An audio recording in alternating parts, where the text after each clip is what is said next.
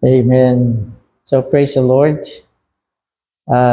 Mag-umpisa na ulit tayo ng ating morning revival preview. At ang schedule naman natin ngayon ay week 1, day 4. Amen. So magbabasa na ako ng ating mga Bible verses. Revelation 1:20. The mystery of the 7 stars and the 7 golden lampstands. The 7 stars are the messengers of the 7 churches, and the 7 lampstands are the 7 churches. Amen. So Daniel 12:3. And those who have insight will shine like the shining of the heavenly expanse. And those who turn many to righteousness, like the stars forever and ever. Amen. So anong pinag-uusapan dito? So i-highlight natin yung stars, siyempre. So star ang topic natin ngayon. Between. Amen. So una binanggit niya rito sa Revelation ang hiwaga ng 7 bituin. Okay. At pagkatapos sabihin ito, binanggit niya yung 7 gintong patungan ng ilawan. At binanggit din niya ng diretso na ang 7 bituin ay ang messengers. So hindi ko alam kung anong ginamit na Tagalog dyan. Hindi ko na-check. Messengers of the 7 churches. Pwede nating sabihin, hindi naman talaga mensahero. Kinatawan, pwedeng kinatawan. So, hindi ko alam kung tama yan. Gagamitin ko na lang yung English. Messengers. Amen.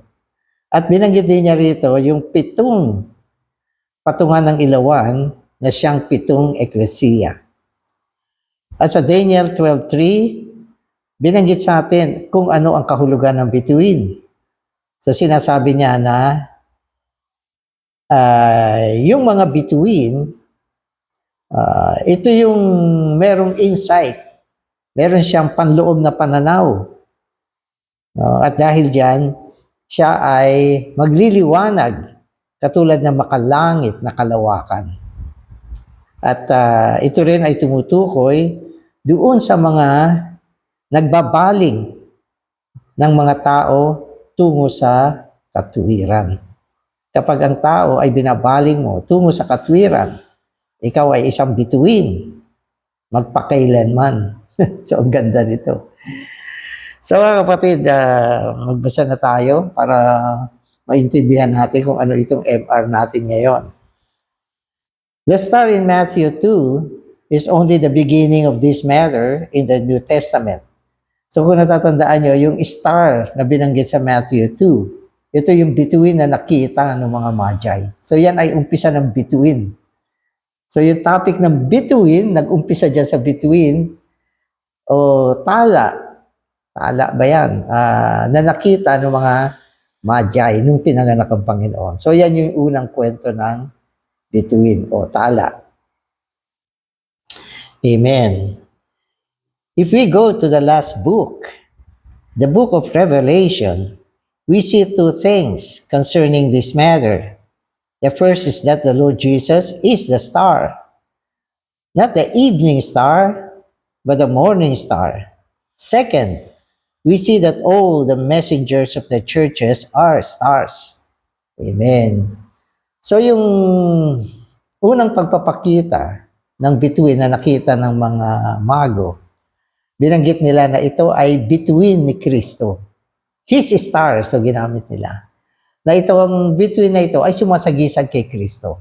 Kasi ang bituin ay liwanag sa kadiliman. Kaya ang bituin ay nakikita sa gabi, at ito ay nagsisilbing liwanag sa panahon ng gabi o panahon ng kadiliman. At ito ay simula ng linya ng bituin sa buong aklat ng Biblia sa Bagong Tipan. So unang binanggit siya nung pinanganak ang Panginoon. Yan ay kanyang bituin. Yan ay sagisag ni Kristo. At ito ay nagpapatuloy hanggang sa aklat ng Revelation. So yan yung last book ng Biblia. Amen. At sinasabi sa atin na ang between ay una ang Panginoon. Pero sa Revelation, binabanggit na siya ay between sa umaga, tala sa umaga. So ang between na ito ay ang Panginoong Hesus bilang tala sa umaga. At pagkatapos nito, binanggit sa atin na yung mga messengers ng mga eklesiya, kasi yung 7 churches dito, tumutukoy sa mga local church, mga eklesiya lokal. Na ang ibig sabihin, mga eklesiya sa mga lokalidad. Kasi nung binanggit yung 7 eklesiya, binanggit yung 7 city, 7 lokalidad, 7 syudad. Kaya ang eklesiya dyan ay mga eklesiya lokal o eklesiya sa mga iba't ibang lokalidad. At mapapansin ninyo, sa aklat ng Revelation, ang mga eklesiya ay pinakikilala sa pamamagitan ng pangalan ng city. Wala siyang religion. Wala.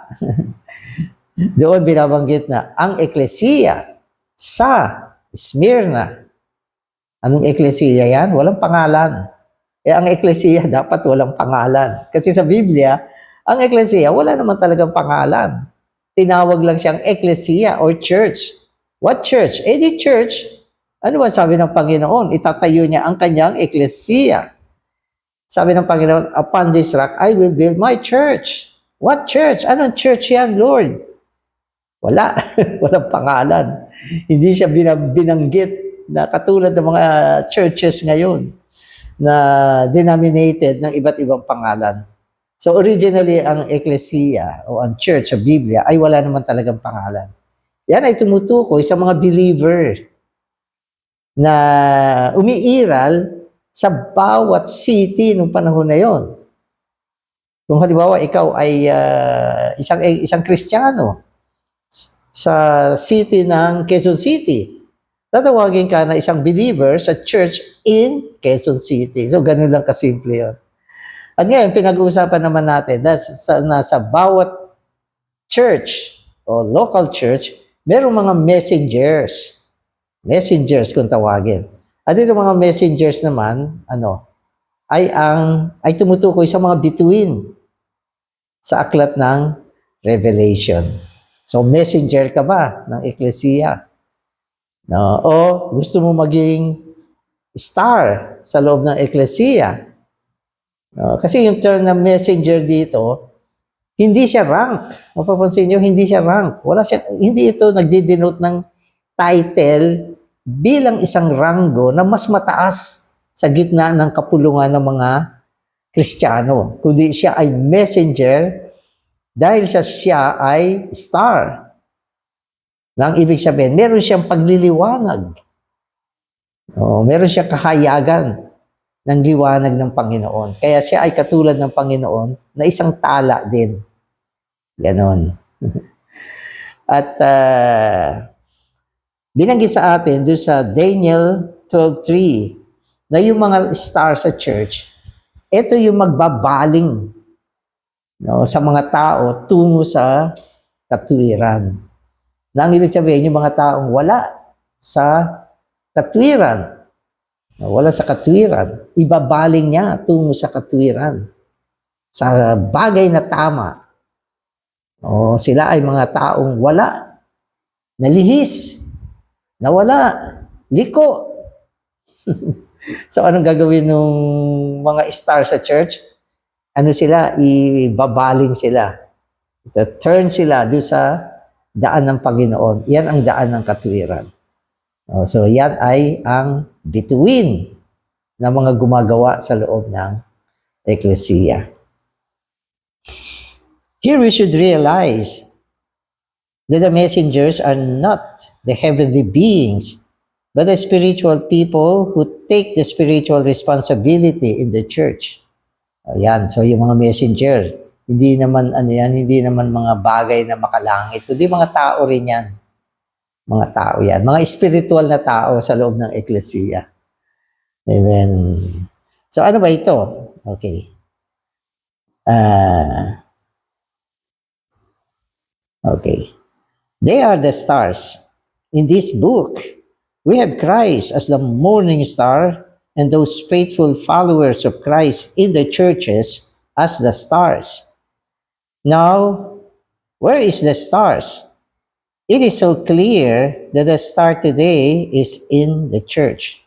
So, ang linaw dito. So, sa Book of Revelation, yung between nandun sa mga churches. Nandun sa mga churches. At mga local church sila. Mga church na nag-i-exist sa loob ng mga iba't ibang syudad. Church in Smyrna, church in Pergamos, basahin nyo.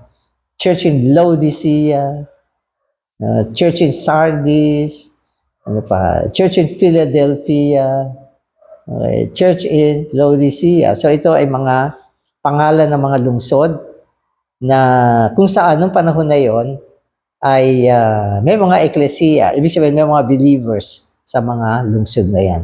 At sila ay identify sa pangalan ng lungsod. Para bang ngayon, kung ipaparehas mo dyan, halimbawa ako ay isang believer, nandito ako ngayon sa Malolos City ng Bulacan. Kaya kung tatanungin mo ko, Brother Danny, anong church ka?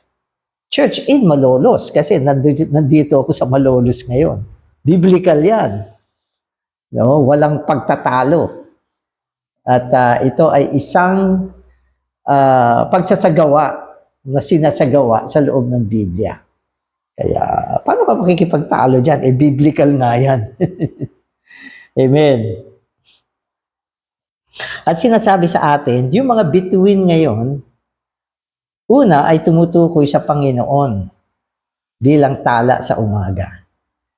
Yan ay nasa loob ng eklesiya lokal. At ito ay tumutukoy din doon sa mga spiritual, mga tagasunod ng Panginoon na nasa loob din ng eklesiya ngayon. So ang between sa panig ng Panginoon bilang tala sa umaga at sa panig ng mga messengers bilang mga spiritual na tagasunod ng Panginoon ay masusumpungan mo sa loob ng eklesiya lokal sa panahon na ito.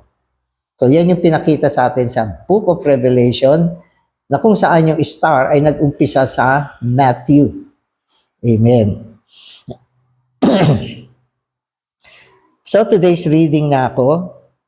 At the beginning of the New Testament, the star was outside of religion. But at the end of the New Testament, the star is within the church. Have you seen these two ends of the New Testament? Today, the star is in the church and among the churches. Amen. So, nasaan siya? Nasa church. So, ang church, ginagamit natin sa Tagalog ay ecclesia. Kasi yan ay Greek word. Na sa English ay church. Okay, sa original na tank, ecclesia ang ginamit dyan. Sa English, church ang ginamit. Okay, so sa English, church, sa Tagalog, ang ginamit natin ay yung term na ecclesia na isang Greek word na tumutukoy sa church sa wikang Ingles. Amen. Kaya pag sinabi kong ecclesia, yan ay church. Amen. At malinaw na sinasabi rito na ang between o tala ay nasa loob ngayon ng ecclesia. Na una, siya ay tumutukoy sa Panginoong Hesus bilang tala sa umaga. At ang term na tala sa umaga ay isang aspekto ni Kristo para sa mga mandaraig. Kapag ikaw ay isang mandaraig, ang Panginoon ay tala sa umaga para sa iyo. Sapagat siya ay masusumpungan mo isang araw. Masusumpungan mo siya sa isang pagpapakita. At sa panahon na yan, mararapture ka na. Amen. Pero sa ngayon, nandito rin siya sa eklesiya bilang tala sa umaga, kasama ang mga messenger of the churches, ang mga spiritual sa loob ng eklesiya, ang mga nagbabaling sa mga tao tungo sa katuwiran. Amen. The root and offspring of David the Son of God as well as the Son of Man, Jesus Christ, as the morning star, is walking today among the local churches. So ang Panginoon ang isa, okay, natala sa umaga, ang ugat ni David, amen, ang anak ng Diyos, si Jesucristo mismo, na siyang tala sa umaga at siya ay lumalakad sa gitna ng mga eklesiya lokal. Nang ibig sabihin, siya yung nagmamanage sa gitna ng eklesiya ngayon. Siya yung pinakaulo dyan. Lahat sumusunod sa kanya. Sa loob ng eklesiya, walang pinuno na tao na member. Sabi ng Panginoon, walang ano sa inyo, walang mataas. No? Anong meron sa church? Mga magkakapatid lang. So, ganun. Wala tayong ranggo dito. Tayo ay mga brothers and sisters in Christ. At ang isa na lumalakad sa gitna natin ay si Kristo. Bilang tala sa umaga. Siya ang nagmamanage sa gitna natin. Siya ang isa na nagpapastol sa atin ngayon. Dinadala niya tayo sa kasaganaan ng buhay. Tinutustusan niya tayo ng mayamang salita mula sa ministeryo. So yan ang Panginoon ngayon sa gitna natin. At may mga time naman, kasi binanggit dito yung church bilang lampstand, gintong patungan ng ilawan. So anong ginagawa ng Panginoon?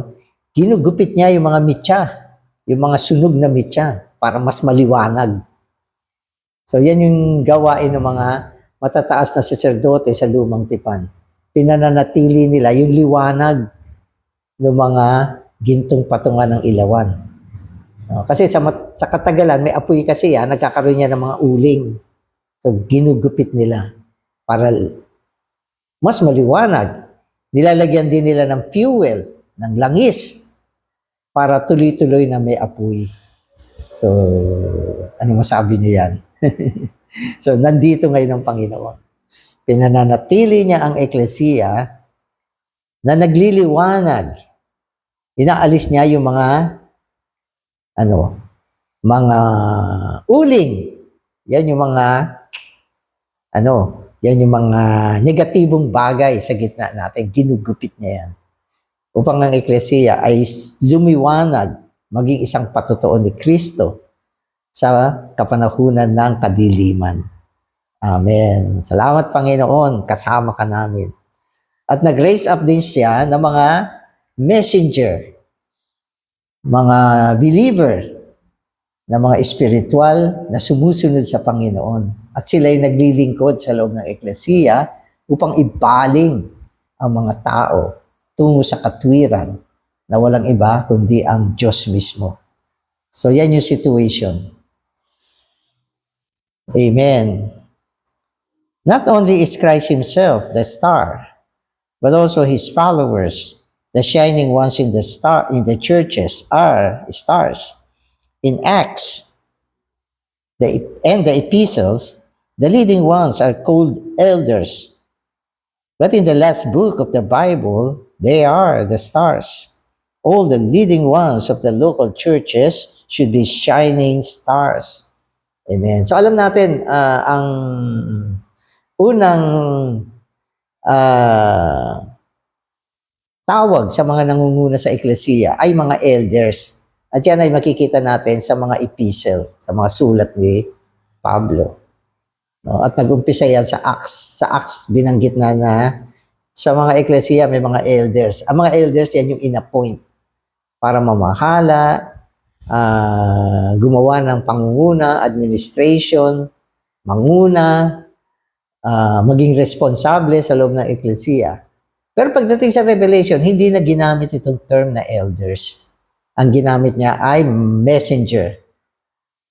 At ginamit niya na ang mga messenger ay yung mga stars sa loob ng eklesiya. So, ibig sabihin, may mga nangyari, nagkaroon ng degradation, kung saan yung office ng elders na-degrade, na pababa. No? Na pumasok yung hierarchy, mga ranggo-ranggo, na posisyon na. So, ayaw ng espiritu yan. Kaya hindi na niya ginamit yung term na elder. Ang ibig sabihin, sa church, dapat walang rank, walang posisyon, walang mataas, walang mababa. Ano ang maganda sa church? Dapat star ka. Magsikap ka na lang na maging star sa loob ng eklesiya. At itong term na star, messenger, hindi na to limited sa mga ilan na inappoint, kundi lahat ng mga may liwanag na mga kapatid, spiritual, naglilingkod, nagbabaling ng mga tao tungo sa katwiran. Sila ay mga tinuturing ng mga star sa loob ng eklesiya. So kailangan magsikap tayo na maging star ngayon sa loob ng eklesiya. Eventually, ito mga star, ito yung magiging mga mandaraig sa loob ng eklesiya at tatanggap ng gantimpala. Amen. Amen. Amen. So what does it mean to be a star? Ito na. Ano ba ang ibig sabihin ng maging star? Daniel 12:3 gives the answer. The star are those who shine in darkness and turn people from the wrong way to the right way. Yan ang sagot. So Brother Danny, sabi mo, dapat maging star kami sa loob ng church. So ang tanong, ano ang star, brother? O ito ang sagot. Ulitin ko. The stars are those who shine in darkness and turn people from the wrong way to the right way. So kung ikaw ay isang star, ikaw ay ginagamit ng Panginoon upang ibaling ang mga tao sa mga maling direksyon tungo sa tama. Para magawa mo yan, dapat ikaw ay nasa tamang direksyon. Katulad ng meeting, nagmi-meeting ka ba? Kung nagmi-meeting ka, nasa tamang direksyon ka. May babaling mo yung mga hindi nagmi-meeting tungo sa pagmi-meeting. Nagmo-morning revival ka ba? Kung nagmo-morning revival ka, may babaling mo yung mga tao na hindi nagmo-morning revival tungo sa pagmo-morning revival. Na ang ibig sabihin, binabaling mo sila sa pagiging tama. Nagsiserve ka ba sa Panginoon? Kung nagsiserve ka, makakapagbaling ka ng mga tao upang maglingkod din sa Panginoon. Yan ang pagiging tama. Mula sa pagiging tama, nakakapagbaling ng mga tao sa isang tamang bagay. At yung tama, yan yung righteousness. Righteousness. Kaya, pag nagagawa mo yan, ano ka? Star. Star ka. Pero hindi mo naman sinasabing, mga kapatid, star ako. Hindi naman kailangan yan. Ang ibig sabihin ng star, okay, ay mga taong nabubuhay sa responsibilidad na inatas ng Panginoon sa kanila. Hindi nila kailangan ng posisyon. Hindi nila kailangan ng ranggo. Hindi nila kailangan tawagin na reverend o kung sino dyan. Hindi. Sila ay mga simpleng kapatid sa loob ng eklesiya. They are just brother. They are just sister in the church. However, they are star. They are shining. They turn many to righteousness. O, di ba? So, ganun. So, kung star ka, ikaw ay kalugod-lugod sa Panginoon. Amen. Now, during the church age is the time of night. So, panahon ng gabi ang kapanahunan ng eklesiya. Therefore, we need the shining of the stars. Ang mundo, madilim ngayon. Alam niyo ba, ito ay panahon ng kadiliman. Kaya sinasabi niya, ang age ngayon ay age of the night. At sa panahon ng gabi, ang gandang tignan ng mga bituin. Lalo na pag walang clear yung sky. Wow, ang dami nila. Ang liwanag. Bagamat gabi, kakaroon ng liwanag mula sa kanila. So yan yung mga bituin sa loob ng eklesiya. Kasi pag sinabi mong panahon ng gabi, marami mga tao, hindi nila alam ang katotohanan. Naligaw sila. Sila ay nabubuhay sa marami mga konsepto na minana nila mula sa kanilang mga pinuno. Ang mga ninuno. Di ba? Kung ano-ano na mga hindi dalisay na bagay ang naitanim sa kanila. Oo. Di ba? Katulad ng mga ilang binanggit ko. Hanggang ngayon, nagti-three kings pa sila. Ang iba ay nag-Virgin Mary pa. Ano pa? Ang iba ay nagdi-December 25 pa. Lahat ng ito ay panahon ng kadiliman. Sapagat walang liwanag, kaya ang mundo lumalakad sa hindi dalisay na salita. No, subalit, kailangan ng mga bituin, mga taong malinaw, may liwanag upang maibaling ang mga tao tungo sa tama. Amen. Di ba? Mga tao sumasamba sa mga bagay na hindi naman ang Diyos. Kailangan maibaling sila sa tunay na Diyos. Ang Diyos na Espiritu ngayon, buhay at nagbibigay ng buhay. Kaya ito yung panahon na ito. Kailangan natin ng mga star sa loob ng eklesiya ngayon. Amen. None of the leading ones in the local churches should claim their position. They should not say, I am one of the elders. You must recognize me. If they say this, they are in darkness. So yung mga nagsasabing, elder ako, makinig kayo sa akin. Pag sinasabi mo yan, nagpapakita na ikaw ay nasa kadiliman. Ako ang marunong sa inyo sapagkat matagal na ako o nag-training ako o ano pa. O ang dami ko ng books na nabasa, ang dami ko ng alam, makinig kayo sa akin. Kapag ganyan ka, ikaw ay nasa kadiliman. Dapat ikaw ay isang tao na nabubuhay sa presensya ng Panginoon. Punong-puno ka ng liwanag. Kaisa mo ang Panginoon. At dahil dyan, naibabaling mo ang mga tao tungo sa tamang direksyon. Praise the Lord. Amen. Amen. Amen. We need brothers and sisters who shine. We need the shining stars. It is by the shining into this darkness that people receive the guidance and are turned from the wrong way to the right way. Anything that is wrong is unrighteousness. Whatever is right is righteousness. Those who turn many to righteousness are the stars that shine forever and ever. Amen. Amen. So ang pinaka-responsibilidad ng mga shining star ngayon sa loob ng eklesiya, at ito yung mga totoong messenger sa loob ng eklesiya ngayon, ay magbigay ng liwanag sa tao. Hindi mo sila kailangang pagharian o hindi ka namamanginoon sa mga tao. No, kundi lahat ng lumalapit sa iyo, nakakasumpong sila ng liwanag. Nakakasumpong sila ng katotohanan at naibabaling sila sa tama. No, at siyempre, pag naibaling mo sila sa tama, nakikita din nila yan na yung dating daan nila ay mali. Dating daan, mali. Oo, so yun yung nakikita nila. At ngayon, naibaling mo sila. Naging malinaw sila. Ang linaw. Katulad ng liwanag.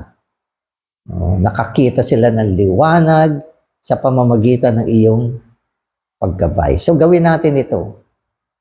So lagi tayong lumalakad sa liwanag kasama ng Panginoon. At akayin natin ang mga tao tungo sa liwanag na ito. Tungo sa katwiran. Sa tamang daan. Kaya nga sinasabi ko na ang salita dapat tinuturo natin sa isang dalisay na paraan. Dalisay. Kaya hindi tayo nagdadagdag. Hindi tayo nagbabawas. Kundi eksakto kung ano ang salita. Yan ang tinuturo natin. Sapagat ang salita ang daan ng katwiran. At sa pamamagitan ng salita, okay, na tinuturo natin sa panahon na tayo ay napupuspusan ng Panginoon bilang Espiritu. Marami mga tao ang nadadala sa katotohanan. na siyang katwiran. Amen. So ito ang kailangan natin ngayon. In the beginning of the New Testament, there was mention of only one star in the heavens. But at the end of the New Testament, there are 7 stars in 7 local churches. In every local church, there is a star. In every local church, there is something shining, leading people to the right way. So, maganda ito. Lahat ng mga eklesiya lokal ngayon ay merong star. So, unang-una, nandiyan ang Panginoon bilang tala sa umaga. At ang Panginoon ngayon, siya ay nagpapasukdol. Binubuo ang mga kapatid upang maging mga mandaraig at maging mga messenger ng eklesiya, maging mga star na nagliliwanag sa loob ng eklesiya upang maibaling ang mga tao tungo sa katwiran. So yan ang meron ngayon sa loob ng eklesiya. Amen. About 40 years ago, I was turned from the wrong way to the right way by this star in the local church. So many dear ones today can also testify to this fact. They can say, "Hallelujah, I have seen the star in the local church. It was the star in the church that turned me to the right way." So ito ay naging experience ng karamihan sa atin. Kung paano tayo naibaling sa tamang daan. At ito ay nangyari nung tayo ay dumating sa mga eklesiya lokal. Maski ako ay isang tao na nasa kadiliman. Subalit nung nasumpungan ko ang eklesiya lokal, unti-unti, nagkaroon ako ng liwanag. At may mga tao sa loob ng eklesiya na ginamit ng Panginoon upang akayin ako sa tamang daan, mula sa maling daan. Kaya ito ay naging responsibilidad natin ngayon. At kung sino ang gumagawa nito ngayon sa loob ng mga eklesiya, sila ang tinatawag nating shining star. At nawa ang Panginoon mag-raise up na maraming mga shining star sa loob ng eklesiya. Bawat eklesiya, madami mga shining star. Hindi nagtatalo-talo sa posisyon.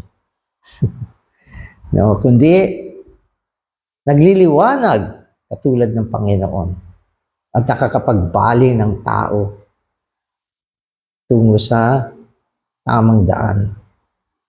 Mag-home meeting kayo. Magbisita kayo ng mga tao. Magturo tayo ng mga tao. Kuminsan, yan din yung isang bagay na kaya nagiging busy ako dahil may mga home meetings na pinupuntahan ko. Nagbibisita ako ng mga bahay, mga kapatid. Kung mas may time nga ako, ang dami pang gusto kong bisitahin.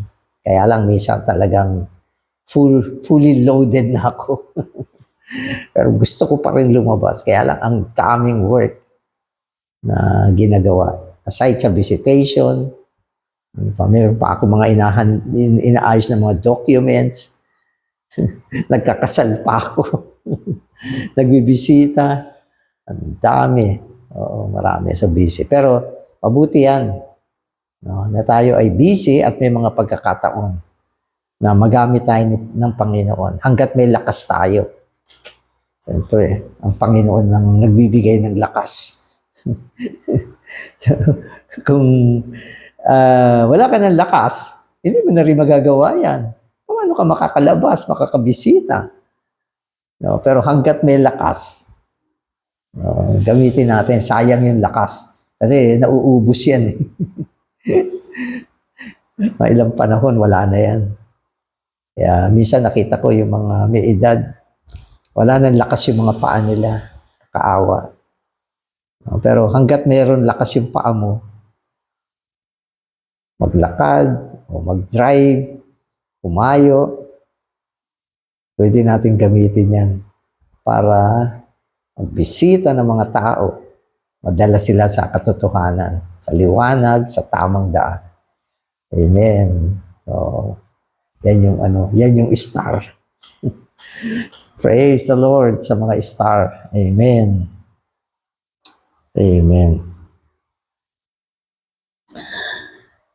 How do we have the New Testament service? It is simply by following the star. And where is the star? Today, the star is in the local churches. The Bible ends with these words, I am the root and offspring of David, the bright morning star. Amen. So, paano tayo nagiging star o between? Sa pamamagitan ng pagsunod sa Panginoon. At practically, ang pagsunod sa Panginoon ay ang ating pagiging maayos na relasyon sa Panginoon. Una-una, ang ating pag-ibig sa Panginoon. Pangalawa, ang ating mga salamuha sa Panginoon. At ang ating paghabol sa Panginoon sa pamamagitan ng Kanyang salita. At syempre, corporate aspect na nanatili tayo sa buhay eklesiya. At kung ang iyong puso ay laging bukas sa Panginoon, mag-grow ka unti-unti. Ang pag-grow natin ay ang pagliliwanag natin sa bawat panahon. So, yan yung nangyayari. Amen. So, at pag-pray din tayo na ang Panginoon makapagbangon na maraming mga shining star. So, sa panahon ng Revelation, actually, panahon na ngayon ng Revelation eh. Asan tayo ngayon? Nandito tayo sa Book of Revelation. Sa ating mga propagation, nandito pa tayo sa Book of Acts. Sa panahon ng pagiging na perfect, pine-perfect, tayo ay nasa mga epistles. Pero sa panahon ng buhay eklesiya, nandito na tayo sa Revelation. Kaya sa panahon ng Revelation, dinala tayo ng Panginoon sa loob ng eklesiya upang maging mga shining star. Wala nang posisyon dito. Wala nang nagpapasikatan, papatalbugan, nagpapagalingan, nagkukumpetensya. Wala na rin nag-aaway. Kundi ang aspiration natin sa loob ng church ngayon ay maging mga shining star. Maging blessing sa tao. Nakakapagbaling ng mga kaluluwa tungo sa katuwiran. So, yan yung panahon ng Revelation. Amen. So, today, the star is with the Spirit and with the bride. Where the Spirit is, there is the star. Where the bride is, where the church is, there is the star. So, where is the star? Sabi niya ganun. Yung star ay yung spirit. Amen. Yung bride, ang bride ay yung church. No? At yung church mismo ay ang between. Praise the Lord. Amen. Salamat Panginoon sa pag-uudyok na kami ay mag-rise up. Maging mga buhay na between. Sumisilay, nagliliwanag, nagbabaling ng mga tao tungo sa katwiran, tungo sa tamang landas, mula sa mga bagay na mali at liko, tungo sa bagay na tama at makatwiran. Panginoon, nawa magbangon ka pa na marami mga shining star sa loob ng local church sa panahon na ito.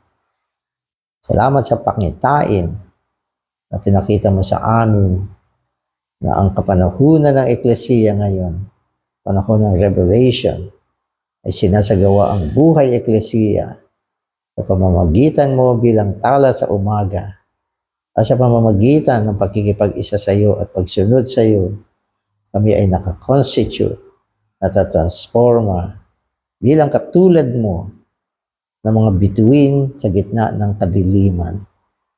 Salamat, Panginoon. Amen.